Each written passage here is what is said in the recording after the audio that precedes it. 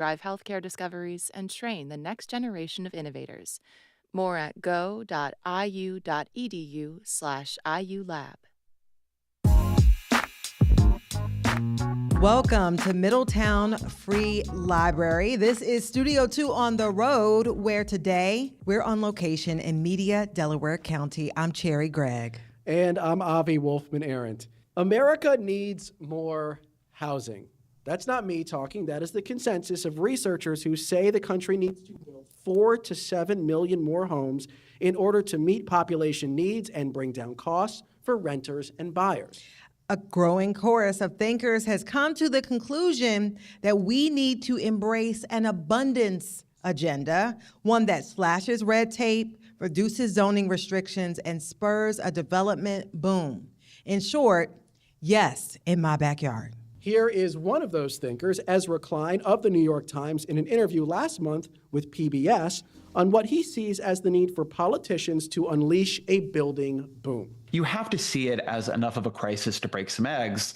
We're going to need some kind of synthesis, a party, a coalition, a movement that insists on making government work, not because it hates government, not because it doesn't want government to do big things, but precisely because it cares about government and it does want government to do big things. But even those who agree with that sentiment in theory know it can actually become highly contentious in practice. Many homeowners remain skeptical of changes to their towns and neighborhoods that they fear will result in less parking, less open space, more traffic, and more sprawl.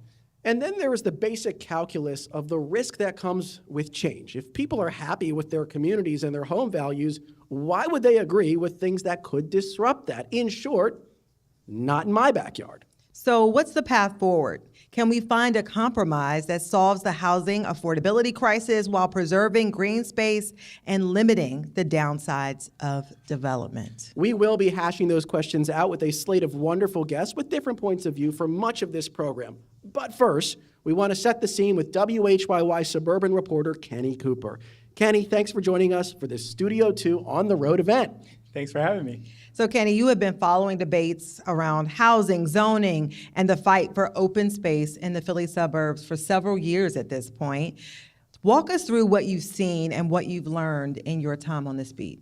Usually people consider the suburbs to be this really quiet place, it's this picturesque place. It has picket fences, nice houses, good schools.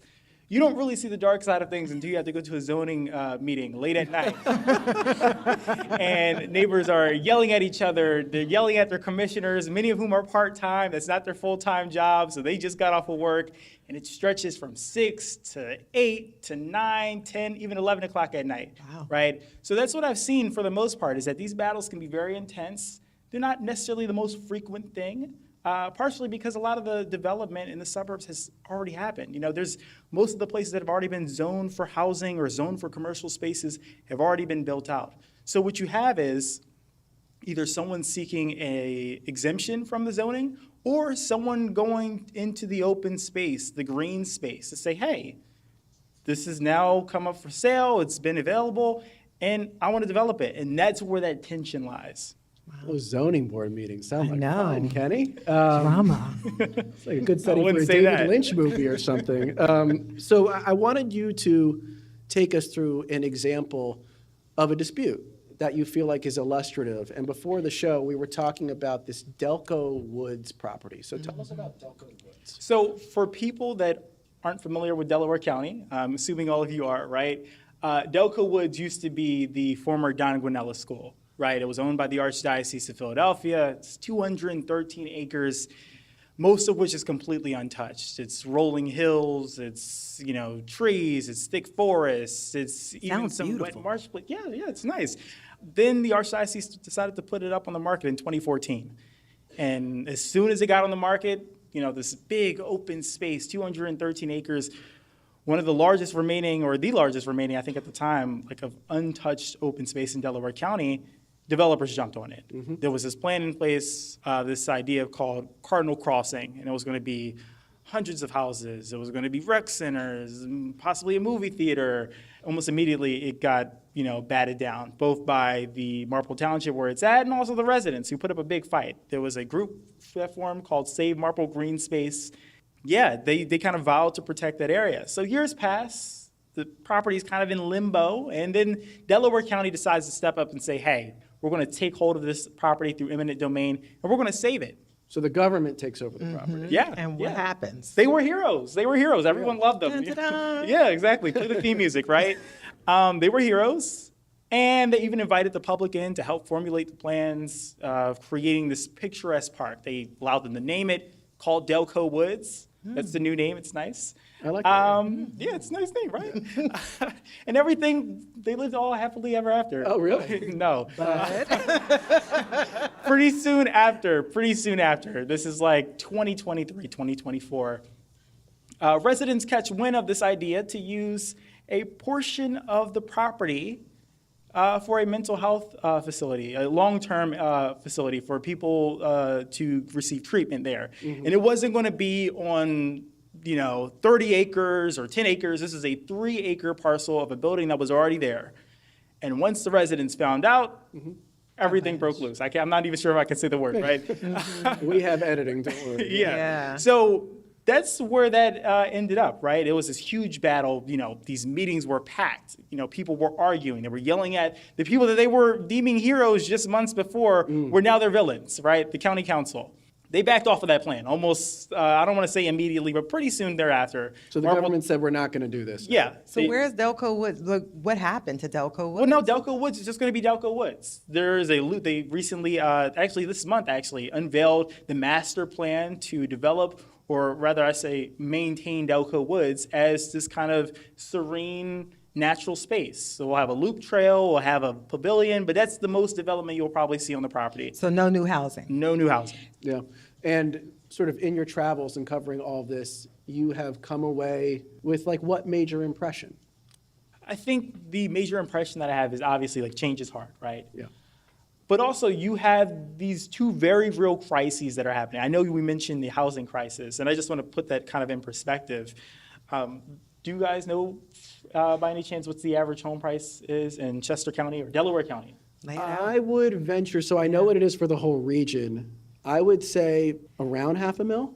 Yeah, you got it right. Yeah. $495,000 is the median sale for home these days, Yeah. right? Wow. Chester County. Who can afford So, that? so imagine how much money you have to make to afford Yeah, that. and this is a crisis both in affordability and stock. So it's Yeah. not much supply, and whatever supply there is, it's extremely expensive. But on the other hand, you also have this very real climate crisis that's kind of intertwined in this idea of open space, right? It's not necessarily just a desire to say oh, I don't want to necessarily have the character of my neighborhood change. It's also the fact that these open spaces provide very real protection against these floods. These remnants of the hurricane that kind of rip up the eastern seaboard more and more frequently these days with a higher intensity. These pieces of open space protect those areas from being flooded, right? So you have these two very real crises that are happening at the same time. And what you get on the back end is some of the other stuff that I covered, which is this homelessness problem that happens in the suburbs of people that, some of whom are young people that grew up in these same counties, right? They grew up in Bucks County, they grew up in Chester County, who can't afford to live in the place they grew up. Not even just rent. They can't rent, they can't buy a home, they can't live there, right? So that's ultimately what you end up, these things are all connected, right? And I think what I've learned in terms of, I guess in terms of process, right, is that sometimes it just requires these different townships and these municipalities that are so independent and used to being independent working together, right? And coming forward with a solution to say, hey, how can we balance this idea of saving this green space over here and saving this open space while also, trying to adjust and adapt to the fact that the population is growing, they need somewhere to live.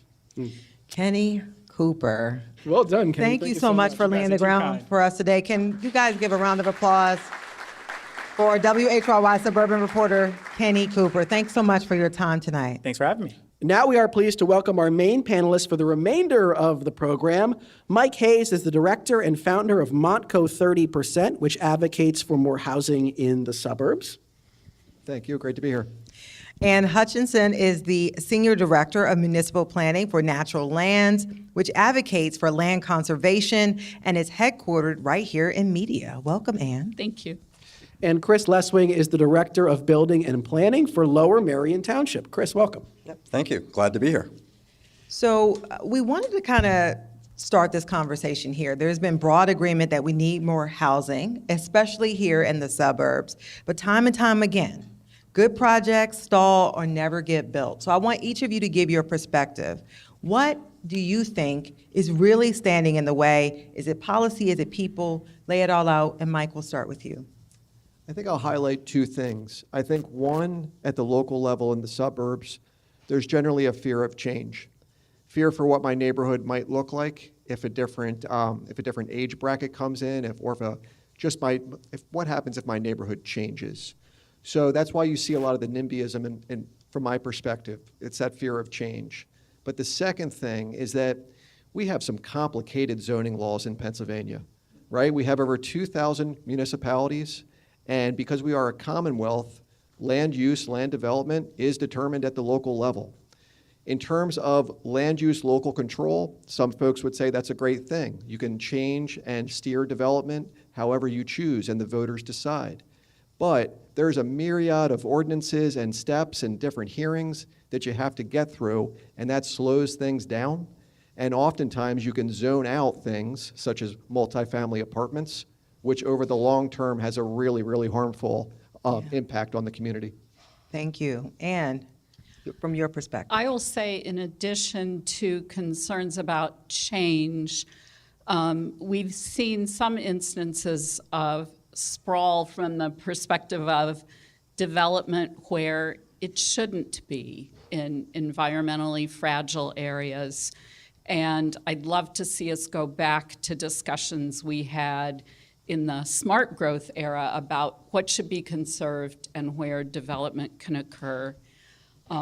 And yes, I think in response to that NIMBYism, zoning codes are often layered and have become extremely complex and could be readjusted to current needs, which involve climate change, flooding, reasons to protect land, and therefore identifying reasons that can most be developed. All right, Chris. So I want to look at it from a local government perspective, because I'm actually one who administers zoning codes. So I'm not going to take all this personally, but one of the things that I see, I mean, a good zoning code is a rational tool for legislators to enact what is the will of people. But that gets to be one of the issues is you really need leadership. This doesn't happen without leadership. And when, part of the title of tonight is NIMBYs, YIMBYs, and you. Well, so many times politicians listen to everybody in a crowded meeting. You're in a town hall, and they'll do what the mob says. And the mobs come out because they're not happy for something. They're not hearing the perspective of people who want something, right? People who think things are going well don't show up at a public meeting and complain. And the other thing is, just to echo what Mike was saying, we have too many municipalities. Our government structure in this area is fundamentally flawed to be able to do real administrative work because we have just too many local interests competing against each other. And just to tell everybody, there's no quarterback. We have county governments and they try their best, but they don't have a lot of power. So there's really no interest for communities to work together. So it's really structured against that. One thing that strikes me about your answer there, Chris, is that it feels like when a single development is planned, the impact of that development is very intense on the people who live in the nearby area. Like they're going to be very directly impacted by this. But the benefits are kind of abstract and diffuse. Like you have to build a lot of developments in a lot of unnamed places over a long period of time. And like who really would advocate for that? Because it doesn't really impact your life directly. So in your position, do you hear from people who are advocating for that? Or is it kind of just the wonks behind the scenes saying, well, we kind of need to do this, and even though no one's really asking for it, we're just going to do it? It's really on a case-by-case basis. Yeah. Because it's on a case-by-case basis because it's real estate driven, right? We're a capital society, people own real estate. Real estate fund is really one of those major engines of our economy. So somebody comes in and there's just a lot of money involved in the whole system. And then other people are protecting their interests as well. One thing that we've taken in our perspective in Lower Merion is we tried to educate people what those benefits are. Yeah. Where immediately people are when change, you think of change, well, that's going to be bad. Yeah. Well, what if it's not bad? Mm-hmm. What if somebody says, the first question somebody asks me is, when they see a multifamily development going in, well, that's going to ruin the schools. Well, what if we showed you that actually that project is going to have less school kids and per dollar that they generate, that is actually going to subsidize the single-family home. Are people persuaded by that? Yeah. Some people are. Really? Some people actually are. And there's also things that people want things in their neighborhood. People complain that they can't walk to the store. Well, what if this infrastructure was built that could improve your neighborhood better through that new development? So some of it's on a case-by-case basis against, but it can also be a case-by-case basis for. Interesting. Yeah, and I wonder, Mike, if you can jump in on this, because has local democracy kind of made it a little too easy for some folks to get together and block something? I just wonder, is that a fair fight there? I don't think it's a fair fight. And the next time you attend a municipal meeting, especially those that go into the late hours, you need to ask yourself, who is not here tonight? Who's not here tonight are a lot of the hourly workers, right, who are manning the grocery stores, the SEPTA bus drivers. All of those who need housing the most, in my opinion, at affordable levels are not there. So oftentimes what happens at these local meetings is the elected officials have a skewed idea, a skewed notion for where the public opinion is. And I think that's one of the roles that I try to play at the local level, is to show them that, hey, there are people who support this. Let me introduce them to you. Well, let me ask you, Ann, about development run amok. Because while there's this strong, compelling argument for more housing to bring down costs, there is also a real environmental cost to reckless development. What are the places that you feel like, hey, we could put more here, and Right. where are the places where you're like, we need to retreat from these places? I look at 3 tiers. I look at cities, which are most sustainable because, one, people travel the least distance to work. Yeah. And you have more people in a smaller area, so you're reducing greenhouse gas emissions. In the suburbs, I look at places, the inner ring, where you have strong transportation networks and their own employment and urban centers developing. And those are perhaps the trickiest, but the most appropriate for infill. And then I look at the ex-urban area, which is pretty fragile. And I will make the case that that's the place where conservation and stronger zoning codes really does belong. So can you give us a little bit of an example? So like places that we can really understand the different examples that you're mentioning. Turn to Chris in Lower Merion. Yeah, I want to ask about Lower Merion, Chris, because I was just going back through, the very basic census data on Lower Merion, and it seemed like growth was sort of like flat for a long time, and then between 2010 and 2020, there was like a 10% jump in population in Lower Merion. That surprised me a little bit, to be honest, and I'm curious where that growth is coming from in a township that had, seemed to have sort of plateaued in terms of population. That's a really great question, and it kind of builds off of what Ann was saying, that we really shouldn't be talking about zoning. We should be talking about planning. Right? Yeah. My degree is in urban planning, not urban zoning. Right? Planning is the ability to say where you want things, where you don't. You analyze it, much like what this Ann was talking about. Now, Lower Merion is 24 square miles. It's big. It's as big as Manhattan Island. It's one of the largest suburbs in the region. It's very dense. We have about 65,000 people. And it's a bit of a microcosm for the rest of the region in that you have the inner ring, older neighborhoods, Ballackinwood, Ardmore, that were built up around the train station.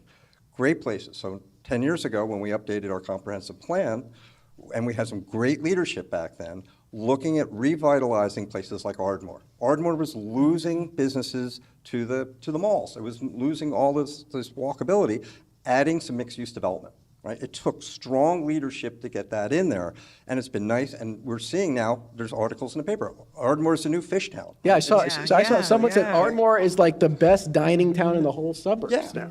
and we're seeing that in City Avenue, the City Yeah. Avenue district, which was the first office park in the region because it's the first exit on the expressway outside of Philadelphia. A lot of surface parking lots. It's being redone with mixed-use development. All that mixed-use development has open space, it's well-planned inside it, so that's where our density is. But we also have Gladwin, Villanova, which are the larger, more ex-urban parts of the township. We're not encouraging development out there because it would just be more sprawl and more traffic. So even in the same place, you just need good planning to tie it together. And that was Chris Leswing, the Director of Building and Planning for Lower Merion Township, during our recent event on housing development at the Middletown Free Library in Delaware County. He was joined by Mike Hayes, Director and founder of Montco 30%, which advocates for more housing, and Ann Hutchinson, Senior Director of Municipal Planning for Natural Lands. We've been listening back to our latest Studio 2 on the road event, getting great emails and comments on our YouTube live stream. Lauren on YouTube is a little skeptical. She says, so we implement Ezra Klein's abundance politics. What's to stop corporations and landlords from snatching up those new properties? Maybe you out there have an answer for Lauren. Patricia says in an email, new housing needs to be townhouses concentrated in small towns to have the least impact on open space, and housing needs to be factory built, modular housing for the cost to be reasonable enough for the middle class. Get those comments into studio2 at WHYY.org via email or drop them on our YouTube live stream. And don't forget, we still want your DJ of the day suggestions. How should we close the show today? What song should we play? Send your suggestions to producer page at studio2 at WHYY.org. We'll be right back with much more from our live event, including questions on how zoning can reinforce class inequality. Stay tuned. You're listening to Studio 2.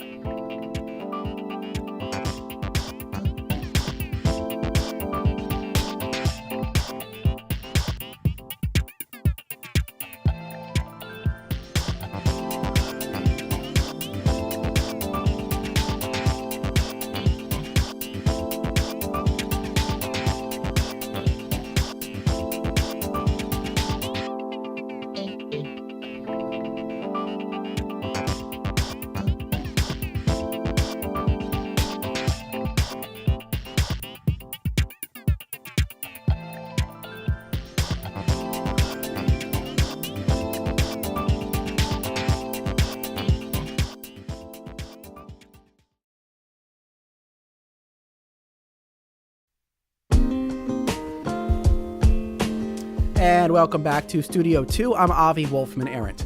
The bulk of our show today is from the live event we hosted last week at the Middletown Free Library in Media, Delaware County. But we also want to hear from listeners today. Would you support a building boom if it solves our housing affordability problem? How much of our area should be kept green for environmental and aesthetic reasons? Email us, studio2 at WHYY.org, or drop a comment in our YouTube live stream.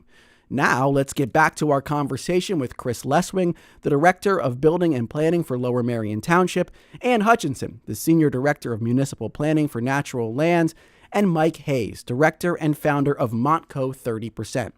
Mike starts us off here talking about his evolution from committed environmentalist to advocate for housing affordability.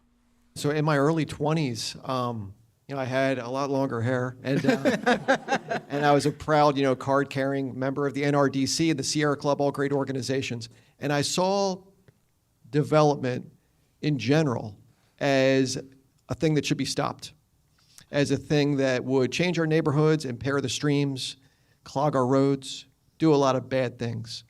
And I was telling the team a little bit earlier today that in my 30s, as I, looked for affordable apartments, I realized, geez, when you don't build, this has downriver consequences like you wouldn't believe.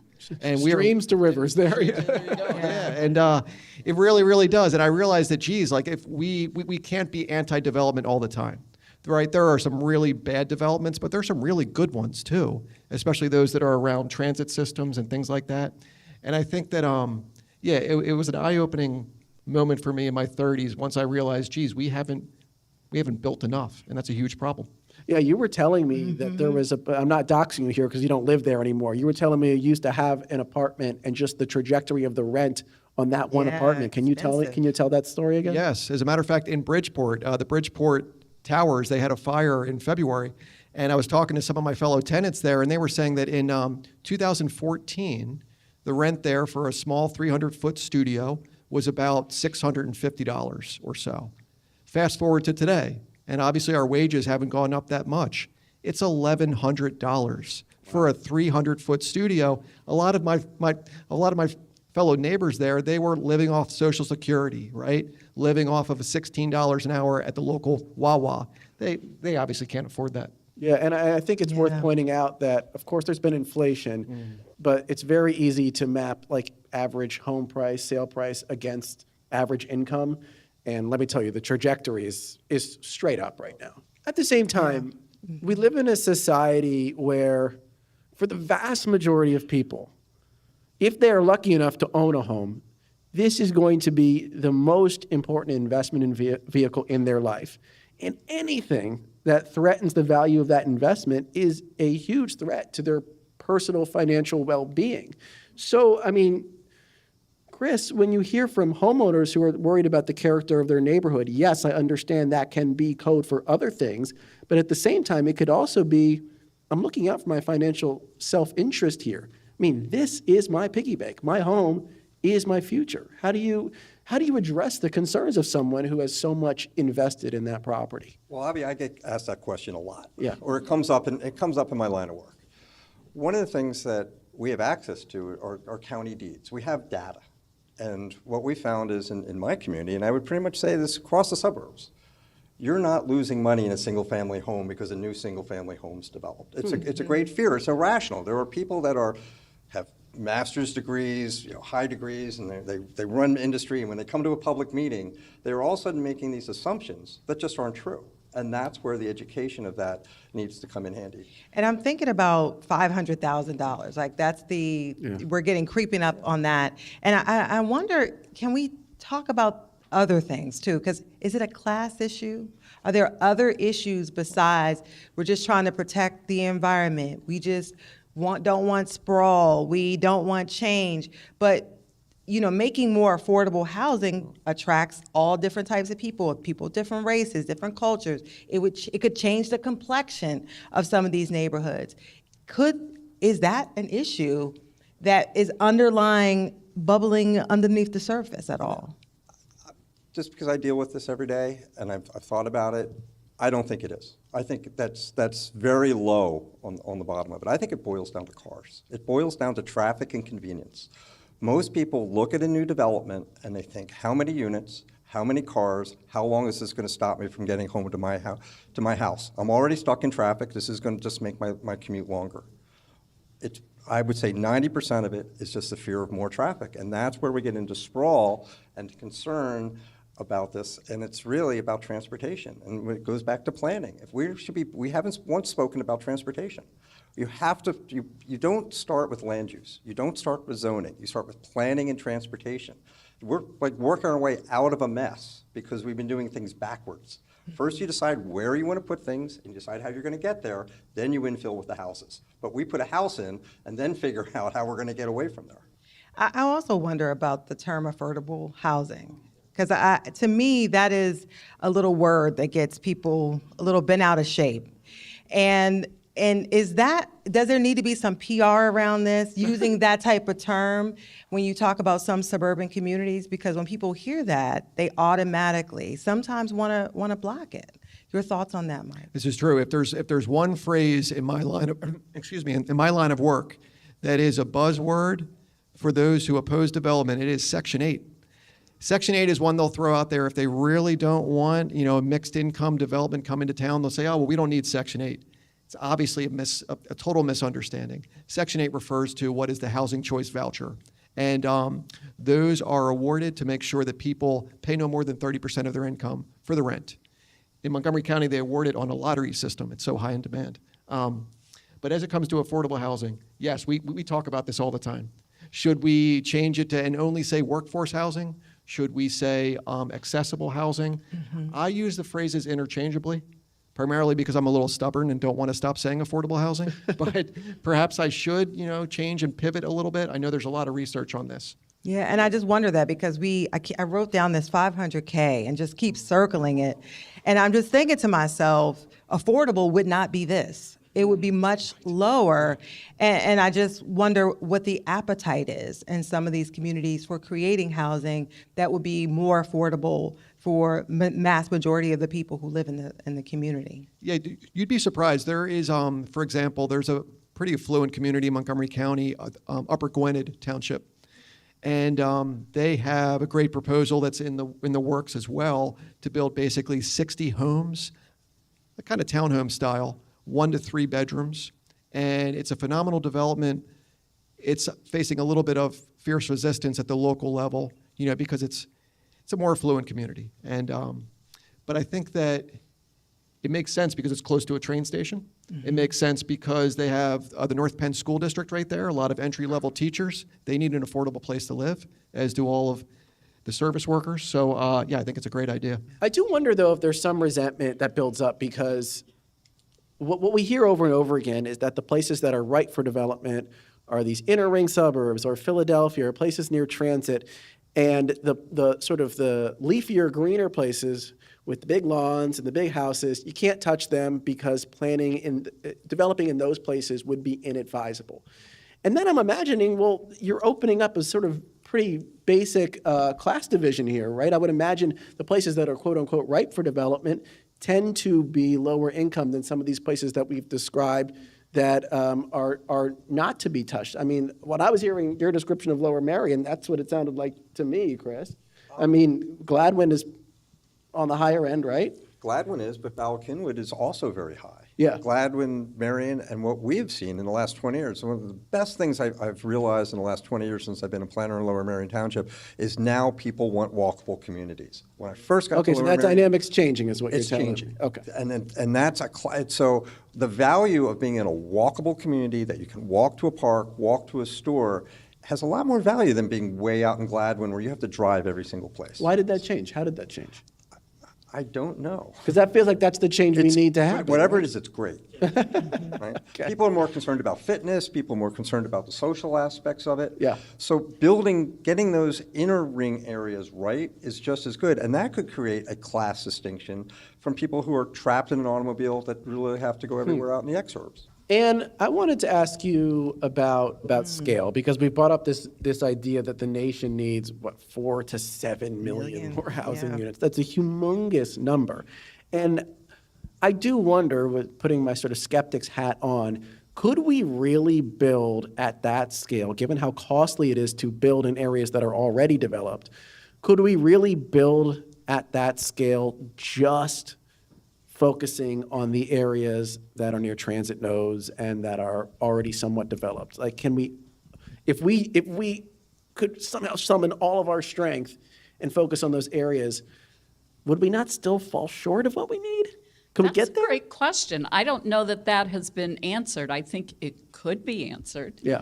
Because there's an incredible amount of vacant land. I read way too many zoning codes. And I will tell you that there are dozens of boroughs in the Philadelphia metropolitan area where the zoning allows 4 to 6 to 8 units per acre. And they are developed at about 2 to 2.5 dwellings per acre. Existing zoning, a developer could come You're in saying there's today. low-hanging fruit. And Yeah. people are not developing No, that. they're not. So there's clearly not a market that's enticing enough to a developer. What is it going to take to get the political will to really start making some moves here? Because we've heard a lot about gridlock, we've heard a lot about disagreements, we've heard a lot about red tape. So what do you think it will take to get the political will to start the wheels moving here, Mike? I think the key piece for me, which was one of the reasons why I started the Montco 30% project, and that's to make this issue a top 3 issue for everyone who runs for public office. Make it, the issue you get asked about at town halls. Make it part of everyone's platform because that's what people are asking about. I think it's getting there. I don't think it's a top 3 issue right now, but for example, in 2023, Montgomery County, we had a few races for the county commissioner slot. They talked about it constantly because it was, and it still is, a huge issue. And so I think when you have an opportunity to talk to your state lawmakers, talk to the local electeds, bring this up because they're not doing enough. What are the stakes here, Chris? Like, if we do not get our arms around this and housing costs continue to climb at the pace that they're climbing, what are the societal consequences of that? Complete and utter social disfragmentation. it really is tough. But I think one of the things that we do have, going back to what Ann was talking about, is we also have cities, right? When you're talking about where can you put people?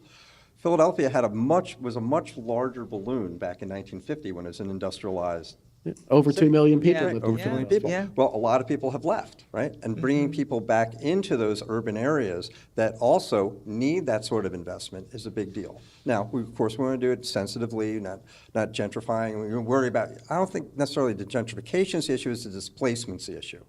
But you need to work on that, and you need to be able to develop those partnerships between the cities, the counties, and the suburbs, but that's only going to come at the state level, that you need that leadership to bring that forward. So is there more space though in the suburbs? I mean, and yes, there Philadelphia is. the city could definitely be a spot, but I mean, we don't want to, we also are talking about, The suburbs have a lot of parking lots. You think of the suburbs, you have to drive to them. And look at all those office parks. And one of the best things you can do in an office park now, because nobody wants to go to a boring office park and drive home, right? That's 1960, 1980. Well, now what you're seeing is, why not take that parking lot and build a mixed-use building on top of it?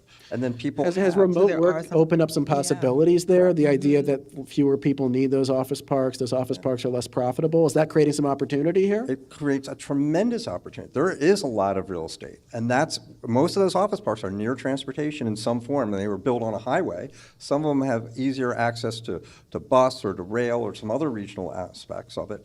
Creating those density in those office parks, because they're probably not coming back post-COVID in the way that they were, and there's that opportunity. And what we've found, there's so many great examples of them being converted well, and we're learning from that, and developers are learning from that. I asked about the stakes, okay, and you said very briefly, what, complete and total social disfragmentation? I mean, okay, so that sounds bad. Mike, what do you see as the stakes here if we do not create more affordable housing in the next, decade or so? I think the stakes, if we do not make the significant progress in a short amount of time, I mean, the stakes are continued price pressures on people who just can't afford it, right? Those who are spending 60% of their income on rent or the mortgage. I think that when it comes to, the debate or like a lot of the dialogue we have around inflation, this is what people are talking about, right? They're really talking about housing when they say they can't afford things anymore. Because for most people, it is your number one expense. And I think that when the stakes are that high, you have to move with speed. You have to collaborate. I feel like the cross-government partnerships are really big on this one, Avi. And I just think that, you just have to have the fierce urgency to do it as quickly as possible in a responsible way. So, if there's fierce urgency, I understand everyone wants to build in Philadelphia. I live in Philadelphia. I'm not against too, building. yeah. But does that mean if there's fierce urgency, folks in the suburbs might have to give up some open space, or they might have to accept some character change in their neighborhoods to meet this moment? Yes, because you can't have all the above. Simple yes.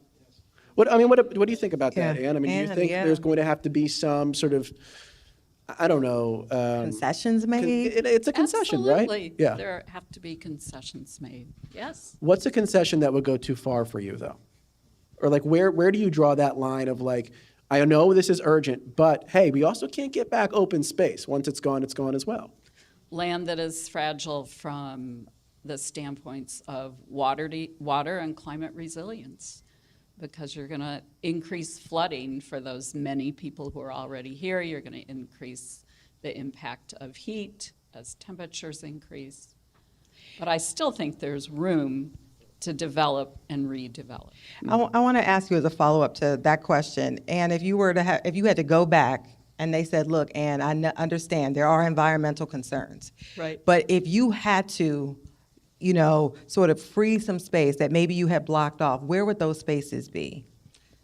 And this might hurt a little bit, but I'm No, just it saying, does if there hurt. were I mean, areas, yes.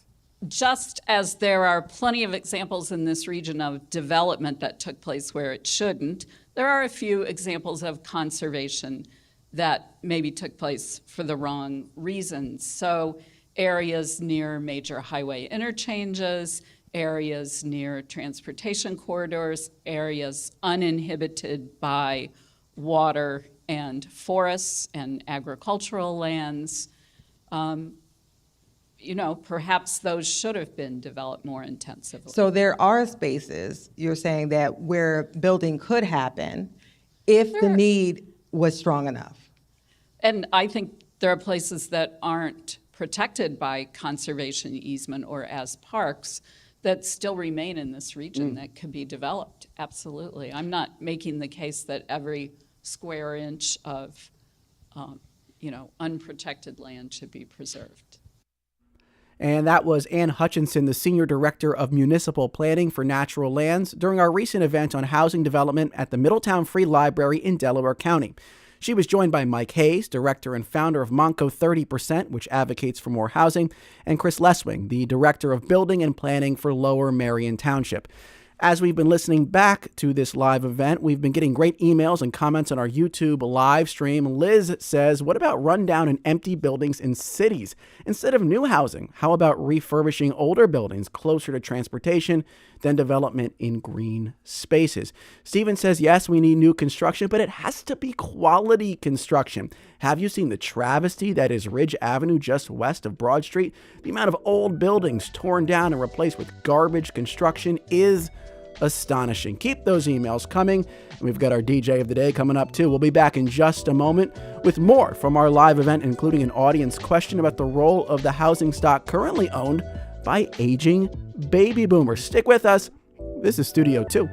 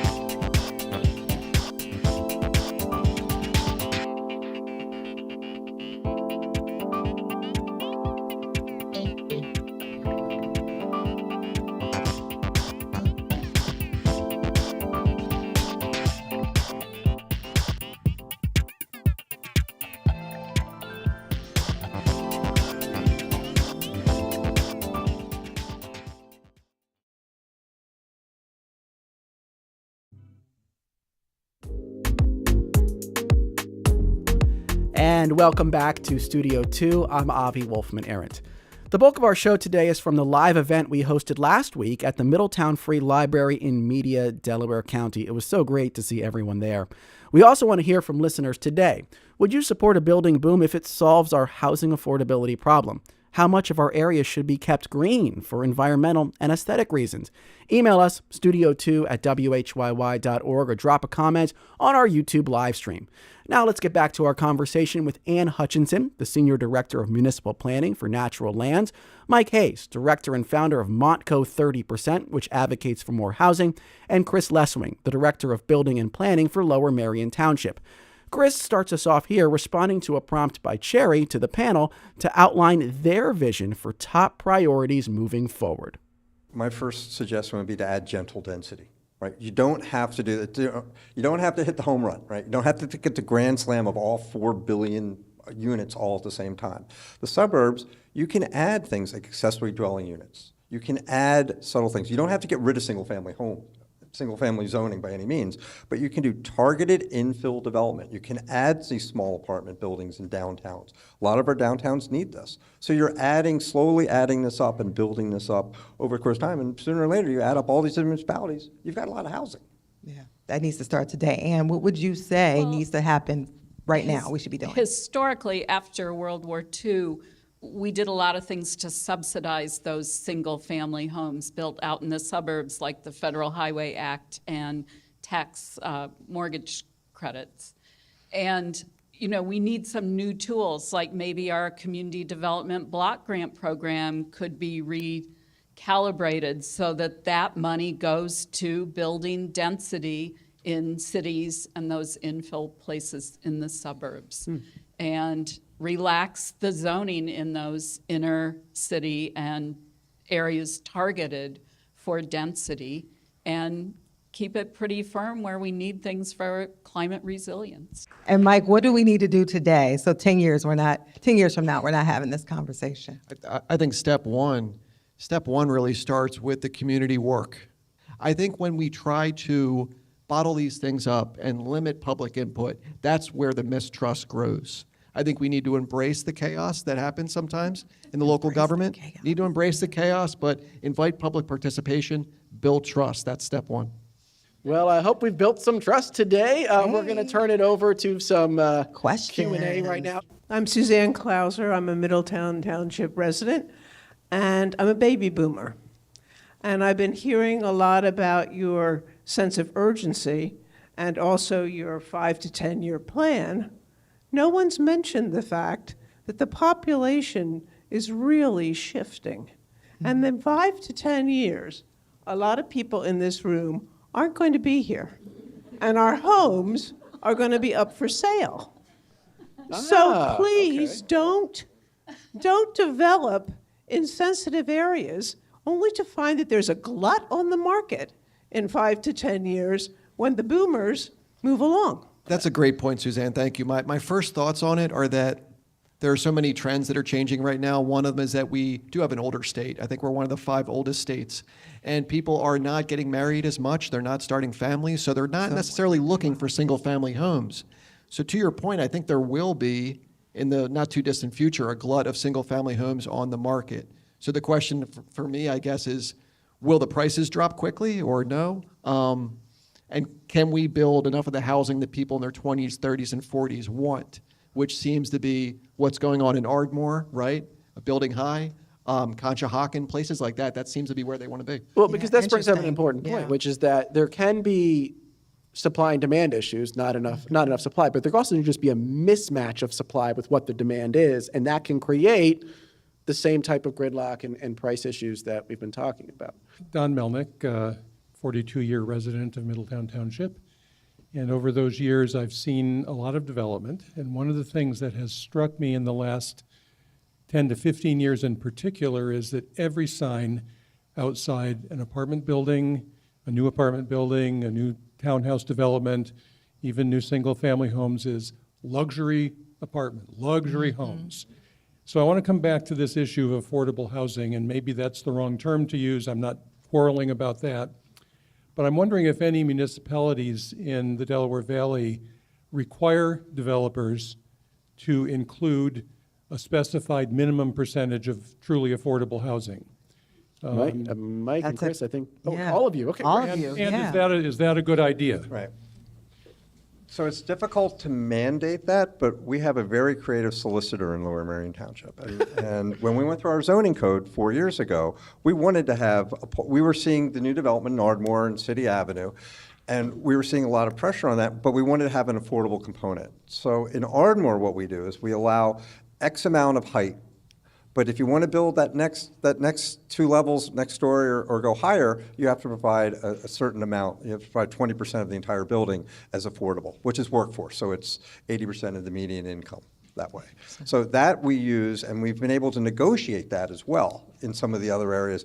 But I think it's there to be done in zoning codes. We talked about zoning code was the bad thing, but these are good tools that you can add in to incentivize inclusionary housing in it. You just need to keep your base levels low so developers naturally want to take advantage of that. But when we presented it to developers in the suburbs, and we said, well, this is the deal. If you want to get to that extra story, they look at the numbers and say, yeah, this works. Okay, It's there. It's on the 20%. table. It's low-hanging fruit.